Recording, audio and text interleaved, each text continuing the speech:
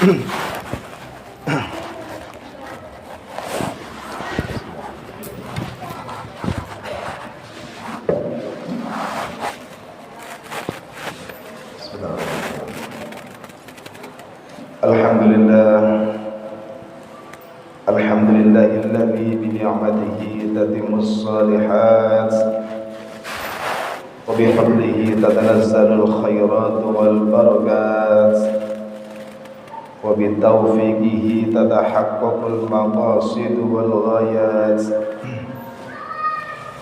Asyhadu an la ilaha illallah wahdahu la syarika lahu wa asyhadu anna sayyidana wa maulana Muhammadan abduhu wa rasuluh alladzi la nabiyya ba'dah.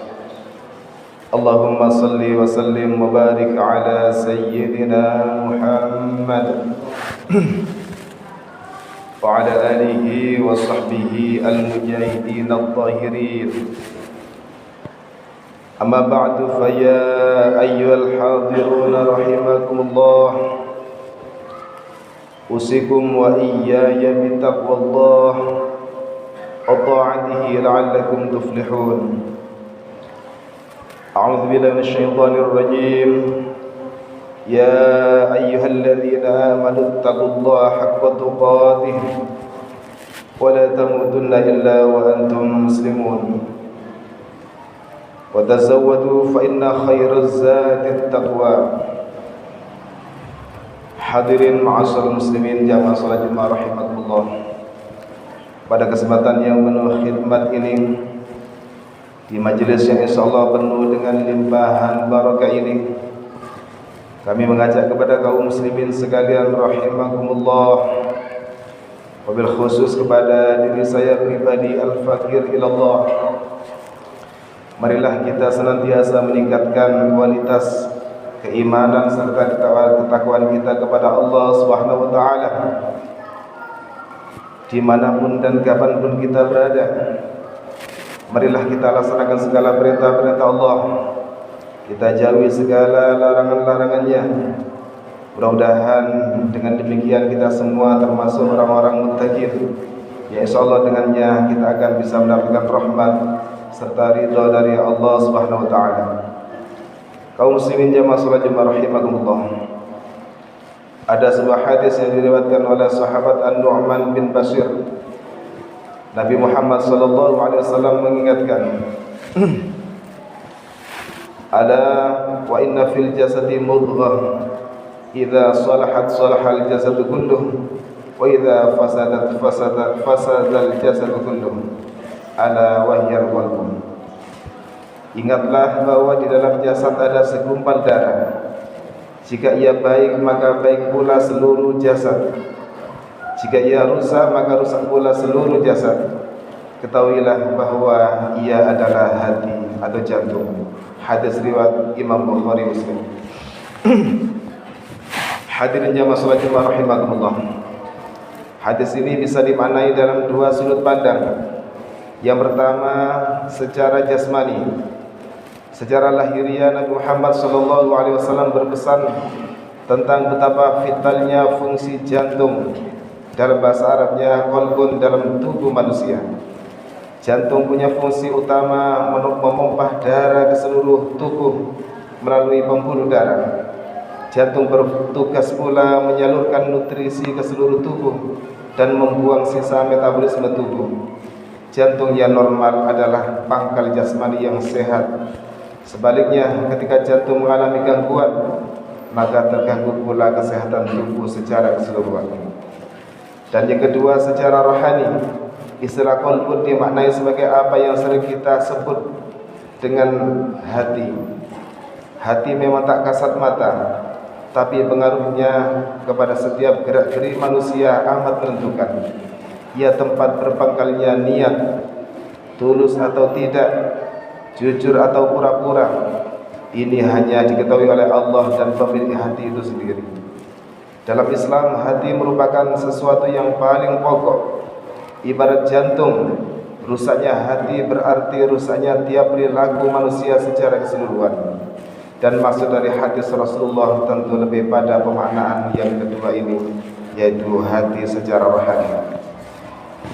Kaum muslimin jamaah salat jemaah rahimakumullah, untuk menjaga agar hati kita tetap sehat, perlu kiranya kita menjawab sebuah pertanyaan: apa yang menyebabkan hati rusak?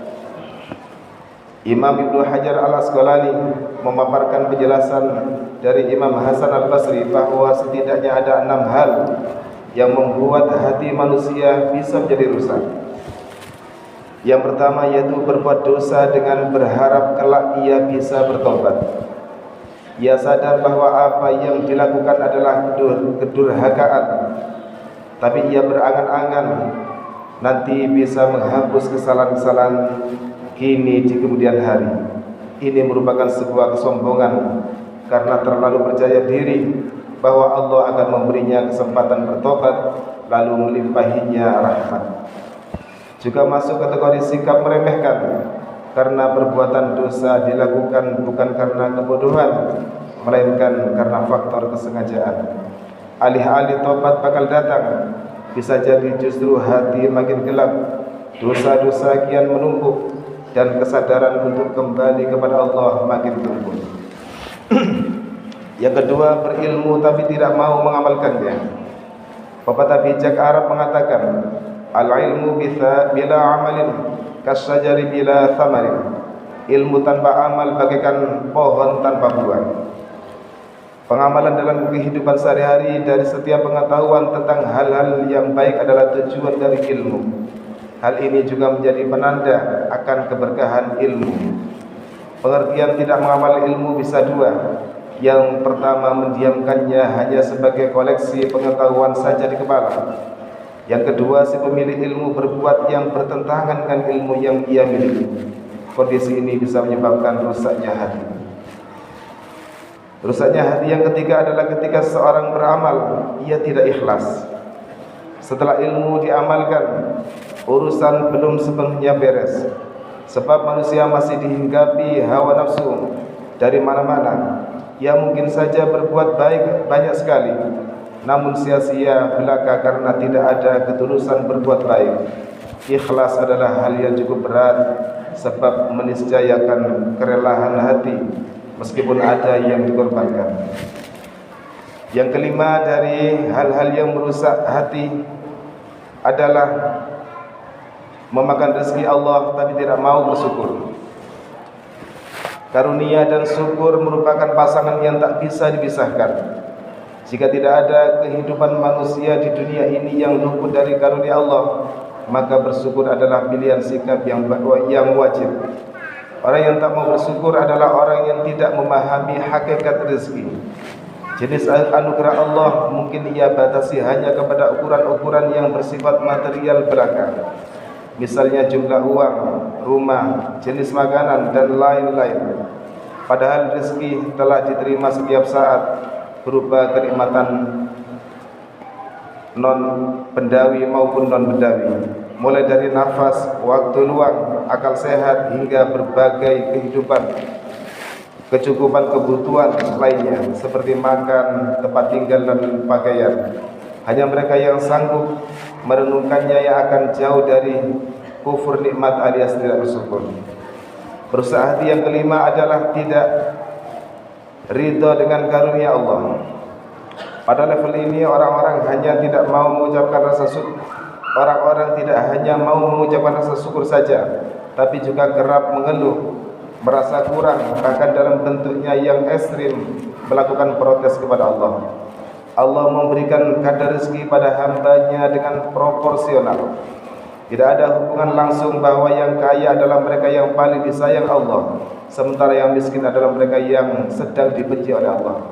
Bisa jadi justru apa yang kita sebut kurang sebenarnya adalah kondisi yang paling pas agar kita selamat dari tindakan melampaui batas. Betapa banyak orang yang berlimpah harta namun malah lalai dengan tanggung jawab kehambaannya, boros, sombong, berfoya-foya, kikir tenggelam dalam kesibukan duniawi dan lupa akhirat, dan lain sebagainya. Walau basatallahu rizqa li'ibadihi labaghaw fil ardh walakin yunazzil biqadari ma yasha, innahu bi'ibadihi khabirum basir. Dan jika Allah melapangkan rezekinya kepada hamba-hambanya, tentunya mereka akan melampaui batas di muka bumi. Tetapi Allah menurunkan apa yang dikehendakinya dengan ukuran. Sesungguhnya Dia Maha mengetahui keadaan hamba-hambanya, lagi Maha melihat. Dan yang terakhir dari hal-hal yang bisa merusak hati adalah mengubur orang mati namun tidak mengambil pelajaran darinya. Peristiwa kematian adalah nasihat yang lebih gamblang daripada pidato-pidato di dalam panggung ceramah. Ketika ada orang meninggal, kita disajikan fakta yang jelas bahwa kehidupan dunia ini fana. Liang kubur adalah momen perpisahan kita dengan seluruh kekayaan jabatan, status sosial dan popularitas yang pernah disandangnya. Selanjutnya orang mati akan berhadapan dengan semua pertanggungjawaban atas apa yang ia perbuat selama hidup di dunia ini.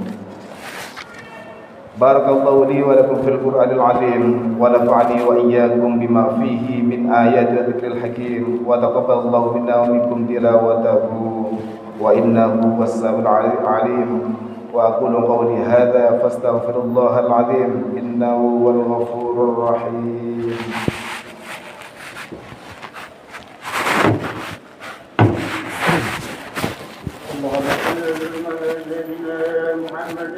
وعلى آل سيدنا محمد.